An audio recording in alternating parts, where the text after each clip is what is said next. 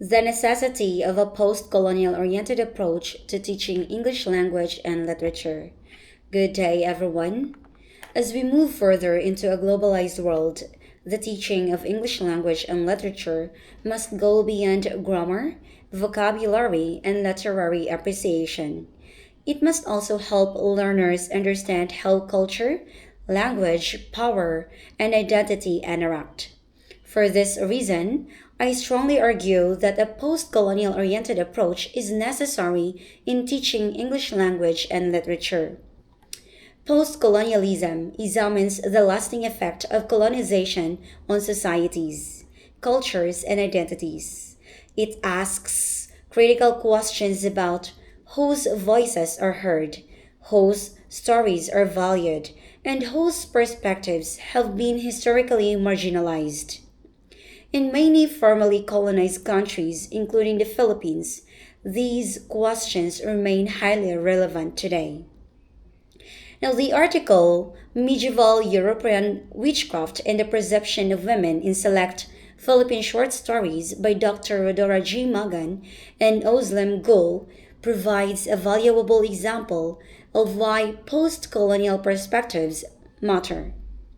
The study demonstrates how European medieval ideas about witchcraft and women's identities continue to influence the portrayal of women in Philippine literature, particularly in Nick Joaquin's May Day Eve and Edalberto Trempo's The Witch.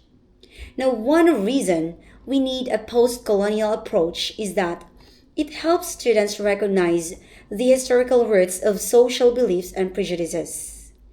The article shows that many perceptions of women labeled as witches originated from medieval European traditions and were carried into colonial societies. These imported ideas continue to shape attitudes toward women long after colonial rule ended. Through post colonial analysis, students learn that literature is not simply a collection of stories. It is also a reflection of historical power, structures, and cultural influences. A second reason is that post colonial teaching encourages critical thinking. So instead of accepting text at face value, students learn to analyze who benefits from certain representations and who becomes disadvantaged. Now, in the article, female characters such as Agueda and Mingay are categorized as metaphorical witches because they challenge social expectations or become victims of social judgments. As the post colonial lens allows students to question why society labels certain women negatively and how these labels functions as tools of control. Now, this deeper level of analysis develops learners' critical literacy skills, which are essentials in today's world. Third, a post colonial oriented approach promotes cultural awareness and inclusivity.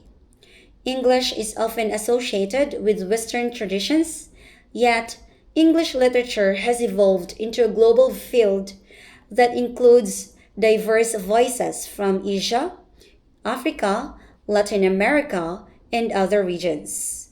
By incorporating post colonial perspectives, teachers create opportunities for students to connect literary text with their own cultural experiences. Students begin to see their histories, identities, and local narratives are important and worthy of academic discussion. Now, the article also highlights how colonial influences affected gender roles and women's social positions in the Philippines. The researchers argue that women have often been marginalized through myths and stereotypes inherited from colonial and Eurocentric traditions. Teaching literature through a post colonial lens helps learners identify and challenge these inherited biases. As a result, education becomes a tool for empowerment rather than merely a process of transmitting information. Another important benefit is the development of empathy. Post colonial literature often focuses on the experiences of marginalized individuals and communities. When students examine characters who face discrimination, exclusion, or misrepresentation, they become more aware of social inequalities. In the article, Mingai experiences ostracism because of rumors and community assumptions. Her story reminds readers of human cost of prejudice and social labeling. Such insights encourage students to become more compassionate and socially responsible individuals. Furthermore, a post colonial approach aligns with the goals of modern education. Today's learners must be prepared to participate in multicultural and interconnected societies. They need the ability to engage with different perspectives and recognize how historical events continue to influence contemporary realities.